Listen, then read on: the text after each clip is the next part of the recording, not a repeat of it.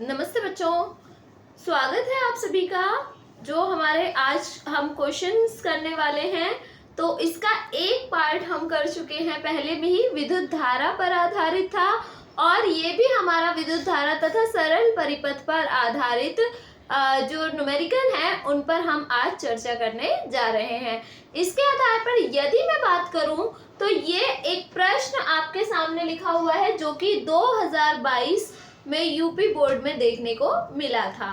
ठीक है, अब यहाँ पर अगर मैं इस प्रश्न की बात करूं तो प्रश्न हमारा क्या कहता है, दिए गए परिपथ की सहायता से, अर्थात हमें एक जो परिपथ है या एक सर्किट डायग्राम जो है वो ड्रॉ किया हुआ एग्जाम में मिलेगा।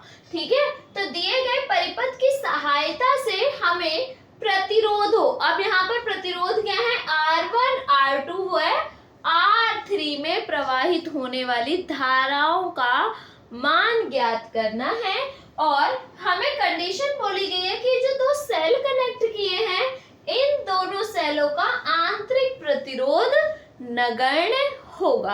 अर्थात ये सेल जो है, ये जितना इनकी कैपेबिलिटी है ये उतना ही जो वर्क है वो कर रहे हैं विदाउट एनी रेजिस्टेंस, यानी बिना किसी इंटरनल रेजिस्टेंस, बिना किसी आंतरिक प्रतिरोध के। अब यहाँ पर यदि मैं बात करूं तो मेरे पास तीन प्रतिरोध हैं जिनको नाम मेरे को खुद रखना पड़ेगा, R1 R2 व R3। आप चाहे तो इसको R1 R2 R3 लिख सकते हैं या R1 R2 R3, जो आपकी चॉइस हो। मैंने इसको R1 R2 और ये R3 कंसीडर कर लिया। अब मुझे इन तीनों में धाराओं का मान ज्ञात करना है, तो पहले यदि मैं ध्यान से अपने परिपथ को देख लूं, सर्किट डायग्राम को देख लूं, तो मुझे कुछ चीजें यहाँ से क्लियर होंगी। जैसे यदि मैं बात करूं इस वाले सेल की, तो ये इसकी धनात्मक प्लेट है, ये ऋणात्मक प्लेट है, तो धारा क्या होगी, धनात्मक प्लेट से जाएगी। धनात्मक प्लेट से धारा इस तरीके से निकलेगी। मैंने यहाँ पर कहा कि ये जो धारा है वो क्या है, I1 धारा इस तरीके से आई, और यहाँ पर भी I1 रही, फिर यही I1 नीचे आ गई। अब यहाँ पर अगर मैं बात करूं इस वाले सेल की, तो इस वाले सेल की भी तो धनात्मक प्लेट ये वाली है, तो इससे भी धारा क्या होगी, कुछ इस प्रकार से निकलेगी। मैं इसको नाम दे देती हूँ I2, और ये भी क्या होगी, I2। अब ये दोनों धाराएं इस पॉइंट पे, इस जंक्शन पर, इस संधि पर आकर मिलेंगी, और दोनों की दोनों धाराएं इधर जाएंगी, अर्थात इधर जाने वाली जो धारा है वो क्या है, I1 प्लस I2, और आप चाहें तो I3 भी ले सकते हैं, लेकिन यहाँ पर हमने कंसीडर किया है I1 व I2, और दोनों की दोनों ये 20 ओम के जो प्रतिरोध है इसमें प्रवाहित हो गई, और यहाँ से होते हुए ये सर्किट को कंप्लीट करती है। ठीक है, तो यहाँ पर हमारी कंडीशन इस तरीके से हो गई। यहाँ पर भी I2 आएगी हमारी, इस वाले पार्ट पर भी, केवल ये बीच वाले जो पार्ट है इस पर I1 व I2 का जोड़ होगा, अर्थात I1 व I2 होगा। ठीक है, तो इस तरीके से हमारे पास ये परिपथ बन गया है। अब यदि मैं बात करूं इस परिपथ में लगने वाले फॉर्मूले की, तो फॉर्मूला सबसे पहली चीज डिपेंड किस पर कर रहा है, एक तो विद्युत धारा पर और दूसरा प्रतिरोध पर निर्भर कर रहा है। तो ये दोनों ही चीजें हमें किस पार्ट की तरफ इंगित करती हैं, और सेल का EMF भी दे रखा है मुझे, विद्युत वाहक बल। ठीक है, तो यहाँ पर EMF दे रखे हैं दोनों ही सेल के।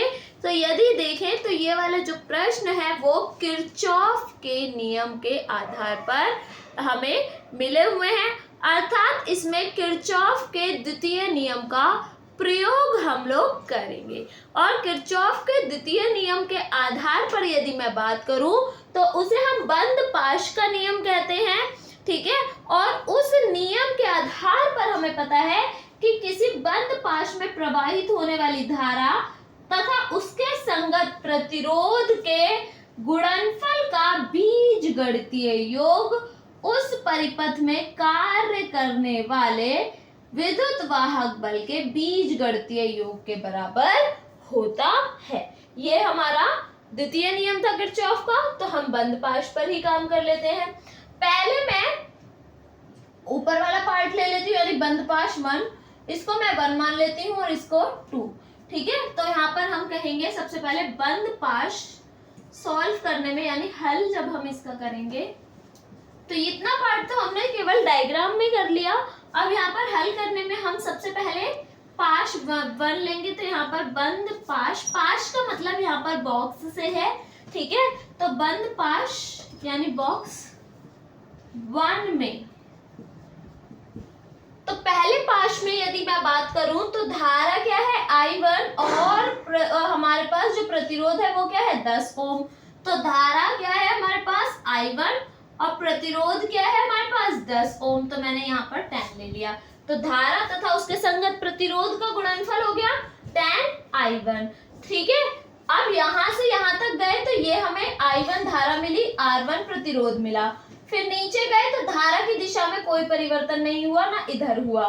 तो धारा की दिशा में जब परिवर्तन नहीं होता और धारा एक सीध में ही चलती चली जाती है, तो हम बीच में साइन प्लस का लेते हैं। अब प्लस ले लिया तो अब नीचे वाली साइड में जाएंगे हम, यहाँ पर तो प्रतिरोध है ही नहीं, इस वाले हिस्से पर काम नहीं करेंगे। यहाँ से यहाँ तक जाने में जो धारा है वो क्या हो गई I1 प्लस I2 धारा हो गई, और प्रतिरोध हो गया 20 ओम। तो मैंने यहाँ पर 20 ले लिया, तो धारा तथा उसके संगत प्रतिरोध ये वाला हो गया, क्योंकि धारा ये रही, उसके संगत प्रतिरोध 20 ओम था। और ये किसके बराबर होगा, इस परिपथ में कार्य करने वाले विद्युत वाहक बल के बीजगणित योग। अगर मैं ऊपर वाले बॉक्स की तरफ देखूं तो नीचे तो कोई सेल कनेक्ट ही नहीं है, केवल ऊपर वाले हिस्से में एक सेल कनेक्ट है और जिसका EMF 10 वोल्ट है। तो मैं यहाँ पर इसको क्या लिख लूंगी 10 लिख लूंगी। ठीक है, ये तो बन गई मेरी इक्वेशन 1। ठीक, इसी प्रकार से हम बंद पाश 2 ले लेंगे, यानी बंद पाश यानी बॉक्स 2 में अगर मैं सेकंड बॉक्स में लूं, यानी अब ये नीचे वाला हिस्सा ले रहे हैं। ठीक है, अब इसमें यदि मैं धारा को देखूं तो यहाँ पर मैं देखूंगी कि I2 के साथ 10 ओम है, तो 10 I2 हो गया। अब धारा तो इसमें भी सही दिशा में जा रही है भाई, ऐसे फिर ऐसे फिर ऐसे, ऐसे ही तो चल रही है, सही चल रही है। तो यहाँ पर धारा अब क्या हो गई दूसरे पाश में I1 प्लस I2 हो गई, और प्रतिरोध कितना हो गया दूसरे पाश में 20 ओम। तो 20 और I1 प्लस I2 बराबर, अब दूसरे वाले पाश की तरफ देखो तो केवल एक सेल कनेक्ट है जिसका EMF कितना है 30 वोल्ट, तो यहाँ पर हो जाएगा ये 30। समीकरण 2 बना लेते हैं।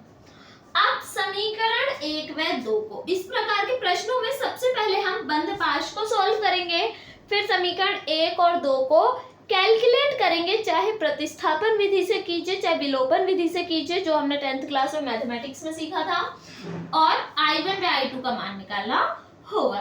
तो समीकरण 1 व 2 से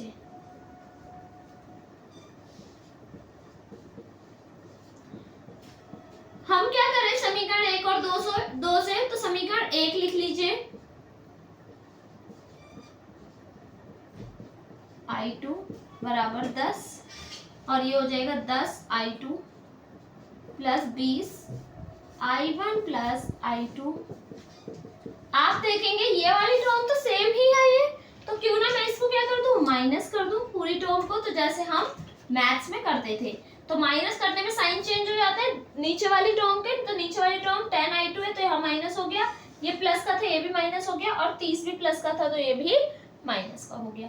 अब प्लस माइनस माइनस, ये पूरी की पूरी टर्म कैंसिल हो गई। अब हमारे पास रिमेनिंग क्या बचेगा 10 I1 और यहाँ पर माइनस का 10 I2, क्योंकि अब 10 ये वाला माइनस का हो गया था। ठीक है, इज इक्वल टू 10 और माइनस 30, तो माइनस 30 और प्लस का 10, तो प्लस माइनस माइनस, 30 में से 10 गया 20, और साइन आएगा माइनस का क्योंकि 30 बड़ा है। दोनों टर्म में से 10 कॉमन ले लीजिए, तो यहाँ बचेगा I1 माइनस I2 बराबर माइनस का 20। 10 से कैंसिल कर लीजिए, चाहे तो डिवाइड में लाकर कैंसिल कर लीजिए, तो यहाँ पर टर्म आ गई I1 माइनस I2 बराबर माइनस का 2। एक तो ये वाली टर्म हमारी आ गई है। ठीक है, अब इससे हमें प्रॉफिट खुद निकालना पड़ेगा।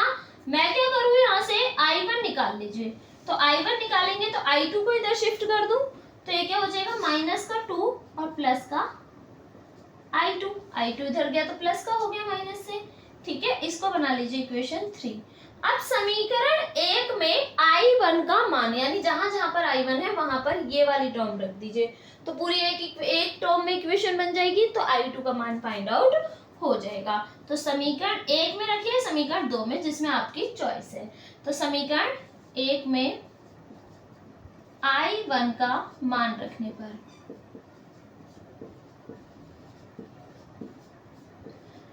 यदि मैं मान रखती हूं तो क्या हो जाएगा, 10 I1 की जगह पर मैं रख दूंगी ये वाली टर्म -2 प्लस I2, ठीक है, प्लस 20 ब्रैकेट फिर से है I1 की जगह पर -2 प्लस I2 और प्लस का I2 पहले से ही यहाँ पर है, ये I1 हो गया प्लस I2 और इज इक्वल टू 10। ठीक, ये हमने समीकरण 1 के आधार पर रख लिया।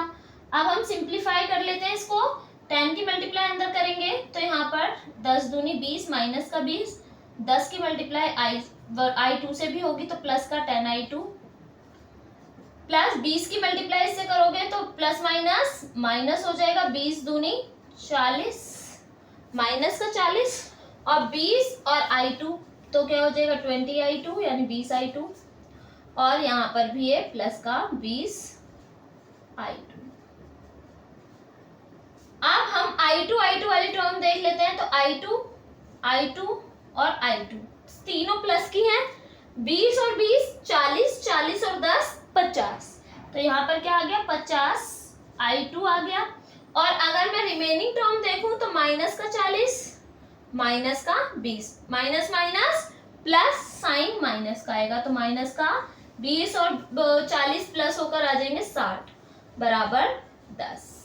अब यदि मैं इसको इस साइड ले जाऊं 60 को तो क्या हो जाएगा 50 I2, बल्कि मैं ये वाला टर्म ड्रॉप करके ही लिखूंगी इसे और ऊपर, तो यहाँ पर यदि मैं लिखूं तो 50 I2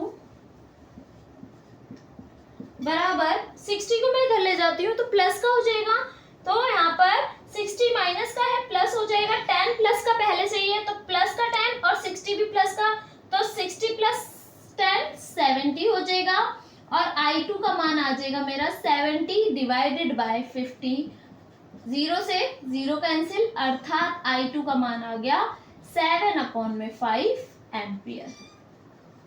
ये तो I2 की वैल्यू हमारे पास आ गई। अब यदि मैं बात करूं किसकी, I1 की, तो यहाँ पर I2 का मान आप किसी भी समीकरण में रख दो, यहाँ पर रख दो, समीकरण 3 में रख दो, ठीक है। तो समीकरण I2 का मान समीकरण 3 में रखने पर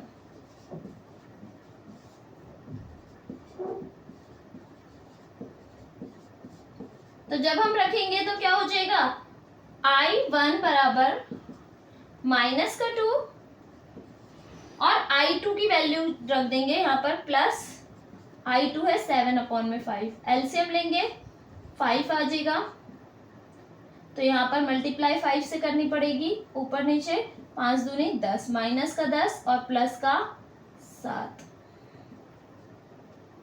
तो यहाँ पर आ जाएगा ये मेरे पास प्लस माइनस 10 में से 7 गया, 3 बचा, माइनस का आएगा क्योंकि 10 बड़ा है, -3/5, तो I1 का मान क्या आ गया -3/5। तो यहाँ पर और अगर आप चाहें तो यहाँ पर I1 प्लस, क्योंकि R1 R2 R3 तीनों में धारा का मान पूछा है, तो I1 यानी R1 में तो प्रवाहित हो रही है ये वाली धारा, ये R1 के लिए हो गया, ये R2 के लिए हो गया, अब बचा हमारे पास, सॉरी ये R3 के लिए हो गया क्योंकि I2 R3 में हो रही थी। अब अगर मैं R2 के लिए देखूं तो R2 में तो क्या हो रही थी I1 प्लस I2, वैल्यू रख लेते हैं, I1 की वैल्यू -3/5 और I2 का मान क्या है 7/5, ठीक है, एलसीएम लेंगे तो 5 ही आएगा, ठीक है, और यहाँ पर हो जाएगा -3 + 7 प्लस माइनस अगेन माइनस, तो 7 में से 3 जाएगा तो 4 बचेगा, क्योंकि प्लस माइनस होता है लेकिन साइन प्लस का आएगा, 7 बड़ा है, ठीक है, तो 4/5 अर्थात R2 में जो धारा प्रवाहित होगी उसको हम कहेंगे 4/5 एम्पियर। 4/5 एम्पियर। इस तरीके से इस प्रश्न को सॉल्व किया जाएगा। इसके बाद हमारा अगला क्वेश्चन जो है वो किरचॉफ के नियम पर ही आया था। 2024 में FY सेट के अंदर देखने को मिला ये प्रश्न। और किस प्रकार से था, जो शुरुआत थी प्रश्न की उसमें सबसे पहले यही कहा गया था कि किरचॉफ के नियमों को समझाइए और फिर ये न्यूमेरिकल अटैच कर रखा था। तो किरचॉफ के 2 नियम होते हैं। पहला नियम जिसे हम धारा का नियम कहते हैं और आवेश संरक्षण पर आधारित होता है, और दूसरा नियम जैसा कि मैंने पहले बंदपाश वाला बताया था वो ऊर्जा संरक्षण पर आधारित होता है। तो यहाँ पर यदि मैं बात करूं कि किरचॉफ के पहले नियम पर, तो कहा जाता है किरचॉफ के प्रथम नियम के अनुसार किसी संधि पर मिलने वाली धाराओं का बीजगणितीय योग 0 होता है। ये प्रथम नियम था, ठीक है। अर्थात इसके द्वारा हम कह सकते हैं कि संधि पर यानी किसी जोड़ पर आने वाली धारा का मान जाने वाली धारा के मान के बराबर हो जाता है। ये किरचॉफ जी का प्रथम नियम था। और द्वितीय नियम हमने कहा ही था कि किसी बंद परिपथ में प्रवाहित होने वाली धारा तथा उसके संगत प्रतिरोध के गुणनफल का बीजगणितीय योग उस परिपथ में कार्य करने वाले विद्युत वाहक बल के बीजगणितीय योग के बराबर होता है। ये 2 लॉ थे हमारे किरचॉफ जी के। अब जो प्रश्न हमें दिया है वो है दिए गए परिपथ की सहायता से अमीटर का पाठ्यांक ज्ञात कीजिए।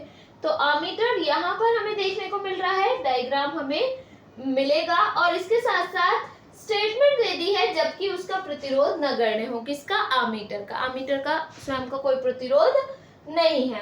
तो हमें इस कंडीशन पर अमीटर के पाठ्यांक का मान ज्ञात करना है। यदि हम इस डायग्राम, इस परिपथ को ही देखें, सर्किट डायग्राम को देखें, तो हमें एक चीज यहाँ से साफ क्लियर हो रही है कि इसमें जो है ये हमारे पास सेल लगा हुआ है और सेल का ईएमएफ ये है, ठीक। और सेल की धनात्मक प्लेट ये रही, तो धनात्मक प्लेट से धारा निकली यहाँ पर आई, फिर धारा ट्रैवल करते हुए आ गई यहाँ पर आई। अब इस संधि पर आकर धारा 2 भागों में विभाजित हुई होगी। मैंने कहा कि इस साइड धारा चली गई I1 और इस साइड धारा चली गई I2। फिर अमीटर में धारा क्या रही होगी? I2, और इस 6 ओम में भी I2 रही होगी, और फिर इधर भी I2 जाएगी और I1 यहाँ से यहाँ तक अर्थात 4 ओम में प्रवाहित होते हुए आ जाएगी। फिर ये जो I1 इधर से आई और I2 ऐसे आई, ये दोनों मिलेंगी इस वाली संधि पर और दोनों मिलकर वापस से I में कन्वर्ट हो जाएंगी। और यदि मैं ध्यान दूं तो I है क्या? बेसिकली I1 प्लस I2, क्योंकि I1 और I2 मिलकर ही तो यहाँ पर ऐसे आ गई और फिर I यहाँ पर कंप्लीट हो गया I, या फिर आप कह सकते हैं I1 प्लस I2। इस तरीके से हमारा ये डायग्राम होगा। अब यदि हम बात करें इसमें, मैं बंद पाश पहला 1 ये वाला बना देती हूँ और दूसरा इसको बना लेती हूँ। तो सर्वप्रथम हम यहाँ पर सॉल्व करेंगे तो क्या करेंगे? पहले बंद पाश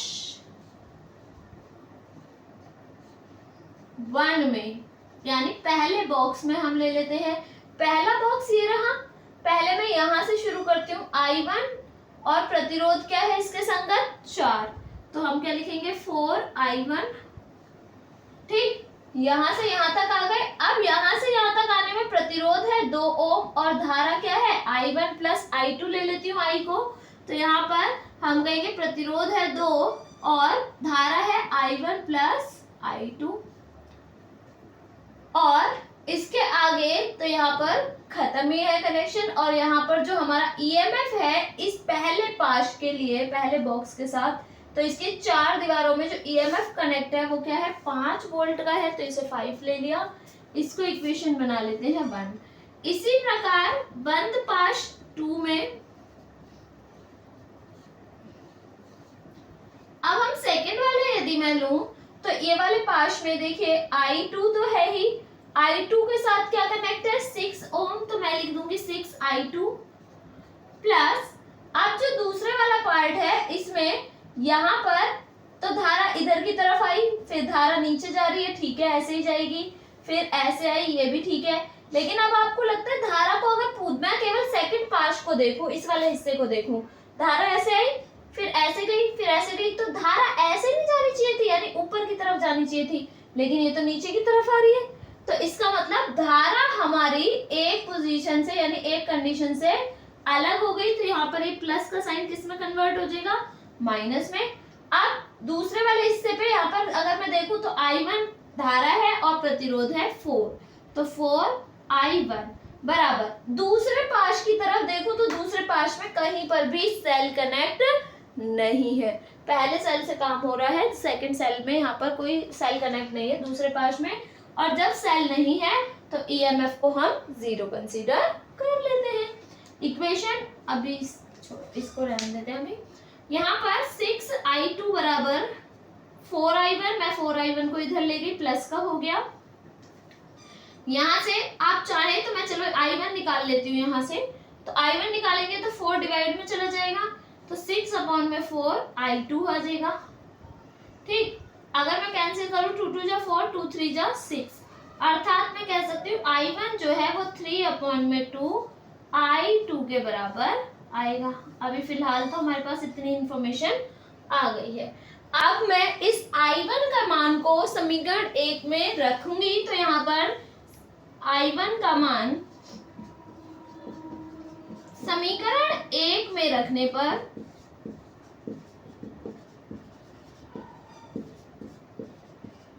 तो यदि मैं मान रखूंगी तो किस तरीके से, मैं समीकरण 1 को थोड़ा सा और सॉल्व कर लेती हूँ। पहले यहाँ पर 4I1 प्लस 2 की मल्टीप्लाई दोनों के साथ होगी, तो यहाँ पर क्या हो जाएगा 2I1 प्लस 2I2 बराबर 5। ठीक है, अगर मैं इन्हें सॉल्व करूंगी तो I1 और I1 6I1 हो जाएगा 4 प्लस 2, ठीक है 6I1 plus 2I2 is equal to 5। इस तरीके से हम इस समीकरण को मॉडिफाई कर लेंगे, चेंज कर लेंगे, और यहाँ पर अगर मैं मान रखूंगी तो क्या होगा 6I1 की जगह पर रखेंगे 3/2I2 प्लस 2I2 बराबर 5, ऐसे हो गया। फिर 2 3 जा 6, यहाँ पर 3 3 9 यानी 9I2 plus 2I2 is equal to 5, तो 9 और 2 11। अगर मैं यहाँ से I2 का मान निकालूं तो I2 क्या हो जाएगा 5/11 एम्पियर आएगा। क्वेश्चन ने हमसे केवल इतना ही पूछा है, अर्थात I2 पूछा है, क्योंकि वो अमीटर का पाठ्यांक जानना चाह रहा था और जिसमें I2 करंट जो है वो प्रवाहित हुआ। लेकिन यदि वो हमसे प्रतिरोध 2 ओम में मांगता या फिर 4 ओम में लेता तो हम इसको और आगे सॉल्व कर लेते, अर्थात हम इस वाली समीकरण में I2 का मान रख देते। तो I2 का मान समीकरण 3 में रखने पर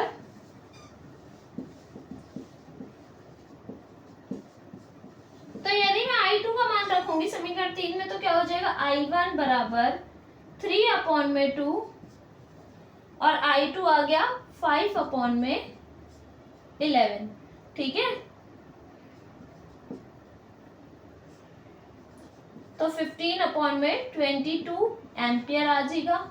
ठीक है, और यदि आप चाहें, ये हमारा किसके लिए आ गया 4 ओम, क्योंकि इसमें I1 प्रवाहित हो रही थी, तो ये 4 ओम के लिए हो गया। ये वाला हमारा अमीटर के लिए या 6 ओम के लिए हो गया। ठीक है, ये इन दोनों के लिए हो गया। और यदि मेरे से 2 ओम के लिए पूछा जाता तो मैं ऐड कर देती I1 और I2 को, क्योंकि 2 ओम में क्या हो रही है, धारा I प्रवाहित हो रही है, तो I1 प्लस I2। तो यहाँ पर I1 का मान क्या आ गया 15/22 और I2 क्या आ जाएगा हमारे पास 5/11। एलसीएम लेंगे तो एलसीएम हमारे पास क्या हो जाएगा 22 आ जाएगा। ठीक है, ये 15 ही रहेगा और यहाँ 11 दूनी 22 यानी ये 10 आ जाएगा। तो 15 और 10 25, 25/22 एम्पियर। तो इस तरीके से हम इस प्रश्न को भी सॉल्व कर सकते हैं, लेकिन अभी जो ये प्रश्न की रिक्वायरमेंट है उसके हिसाब से हमें यहीं तक सॉल्व करना है। लेकिन यदि हमसे कुछ और पूछा जाता तो हम इस प्रकार से ये सॉल्व कर लेते, तो ये पार्ट इसका एक्स्ट्रा है। इसके बाद हमारा अगला प्रश्न जो है वो भी यूपी बोर्ड एग्जाम्स के पर्पज से बहुत इम्पोर्टेंट है, और ये प्रश्न जो है वो 2020 में भी आया और 2025 में भी ये देखने को मिला। ठीक है, अब ये प्रश्न क्या है और किस तरीके से ये सॉल्व होगा इस पर हम डिस्कस कर लेते हैं। तो एक ही धातु के 3 तारों की लंबाइयों तथा द्रव्यमानों का अनुपात हमें दे रखा है। 3 तार हैं जिनका धातु एक ही है, यानी पदार्थ में कोई परिवर्तन नहीं है, और इनकी लंबाइयों और द्रव्यमानों में, तो मैंने कहा लंबाई क्या है, L1, L2 और L3। तो यहाँ पर इन तीनों में जो अनुपात दे रखा है, पहला लंबाइयों लिखा हुआ है तो इसका मतलब लंबाई का है, तो अर्थात 3:2:1 है, तथा द्रव्यमानों का अनुपात दे रखा है तो हम ले लेते हैं M1:M2:M3 बराबर क्या आ गया हमारे पास, 1:2:3। ठीक, इस तरीके से हमें प्रश्न दिया हुआ है। आगे हमें कहा है इन तारों के प्रतिरोधों का अनुपात ज्ञात कीजिए। अब हमें पता है, हम पहले प्रश्न कर चुके हैं कि जब हम प्रतिरोध निकालते हैं तो वो होता है हमारे पास ρ L/A, ये हो जाता है प्रतिरोध का फॉर्मूला। लेकिन यहाँ यदि मैं बात करूं तो L तो मेरे पास है, परंतु A के विषय में कोई जानकारी है ही नहीं। L का मान दिया जाता तो हम आयतन बराबर करते हुए, हमने क्वेश्चन पहले किए हुए हैं कि आयतन हम बराबर रख करके A1 और A2 को L1 और L2 की फॉर्म में ला पाते थे, लेकिन यहाँ तो कॉन्सेप्ट ही रेशियो का दे दिया, यानी अनुपात का दे दिया, तो ये भी करना संभव नहीं है। तो अब क्या करेंगे हम, हमें पता है कि द्रव्यमान बराबर क्या होता है, द्रव्यमान बराबर आयतन गुणा घनत्व। हम इसी फॉर्मूले का यूटिलाइज करेंगे, और द्रव्यमान हमने कहा m होता है, आयतन v होता है, और आयतन को तार का अगर मैं आयतन निकालूं तो वो अनुप्रस्थ काट का क्षेत्रफल और लंबाई के गुणनफल के बराबर हो जाता है। तो हो जाएगा a, l और घनत्व को मैंने ले लिया d। अब अगर मैं तीनों स्थितियों में निकालूं द्रव्यमान, क्योंकि 3 अलग अलग कंडीशन है हमारे पास, तो यहाँ पर M1 हमारे पास क्या हो जाएगा, A1, L1 और D। याद रखिएगा घनत्व पर कोई प्रभाव नहीं पड़ेगा क्योंकि धातु समान है, यानी एक समान होने के कारण। यहाँ M2 क्या हो जाएगा, A1, L2, D, और M3 हो जाएगा A3, L3 और D। ठीक है, यहाँ हम लिखेंगे कि घनत्व तीनों स्थितियों में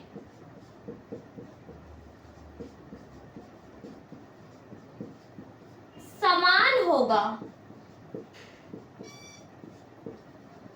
तो घनत्व तो तीनों स्थितियों में मैंने समान ले लिया क्योंकि धातु समान है। ठीक है, क्योंकि पदार्थ एक जैसा है या धातु एक समान है। तो यहाँ तक आ गए हम इस कंडीशन में। अब यदि मैं यहाँ से A1 निकालूं, पहली कंडीशन में A निकालूं, तो A1 क्या हो जाएगा मेरे पास, M1 L1 डिवाइड में चला जाएगा, और तीनों ही केस में D है तो रेशियो करने पर D तो कैंसिल ही हो जाना है, तो उसको मैं ले ही नहीं रही। तो यहाँ पर A1 ये हो जाएगा, A2 अगर मैं निकालूं तो क्या हो जाएगा, M2 L2, और A3 हमारा हो जाएगा M3 L3। अब अगर मैं इसको रेशियो में कर दूं, A1 रेशियो A2, डायरेक्ट भी कर सकते थे यहाँ पर A3, तो क्या हो जाएगा, M1 अपॉन में L1 रेशियो M2 अपॉन में L2 रेशियो M3 अपॉन में L3। वैल्यू देख लेते हैं भाई। M1 ratio M2 ratio M3 क्या है, 1 2 3 है। और L1 L2 L3 क्या है, 3 2 1 है। 2 से 2 कैंसिल हो गया, 1 आ जाएगा। तो यहाँ पर हम कह सकते हैं कि जो वैल्यू हमारे पास आएगी वो किस प्रकार से आएगी, A1 अनुपात यानी ratio A2 ratio A3 is equal to किसके बराबर आ गया, 1/3। ये आ गया मेरे पास 1 कैंसिल हो गया, तो यहाँ पर आ गया 3। ठीक है, अब 3 से गुणा करने पर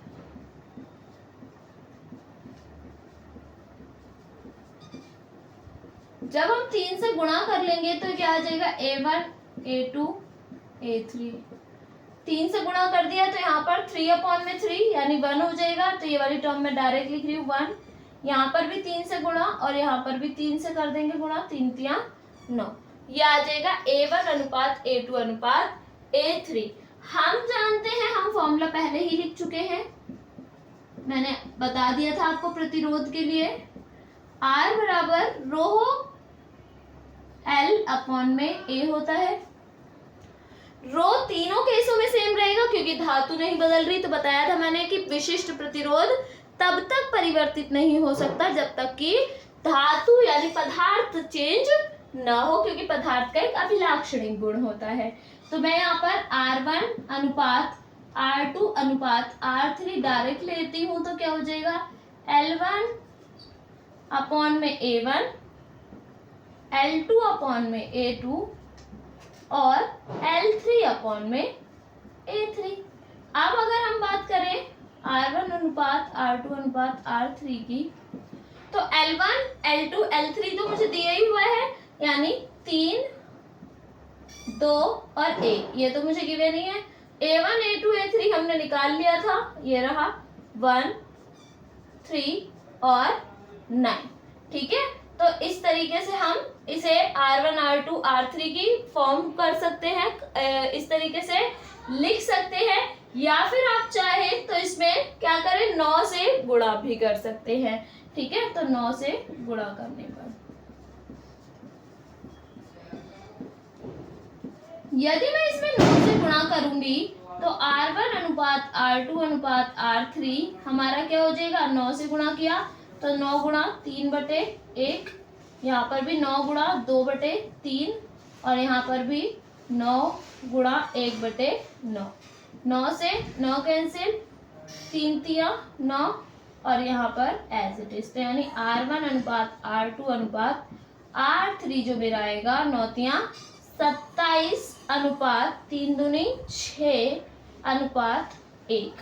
ये आ जाएगा हमारा प्रतिरोधों का अनुपात, यानी प्रतिरोधों में अनुपात इस प्रकार से आएगा। आई होप आप सभी को समझ में आए होंगे जो न्यूमेरिकल्स करवाए हैं। और न्यूमेरिकल्स जो है ये वाले बोर्ड एग्जाम्स के पर्पज से बहुत इंपॉर्टेंट है, तो आप सभी इसी तरीके से प्रैक्टिस करते रहिए और इसी प्रकार के प्रश्नों को हल करने की प्रैक्टिस करेंगे तो डेफिनेटली बहुत अच्छा स्कोर जो है वो अचीव करेंगे। Thank you so much for watching.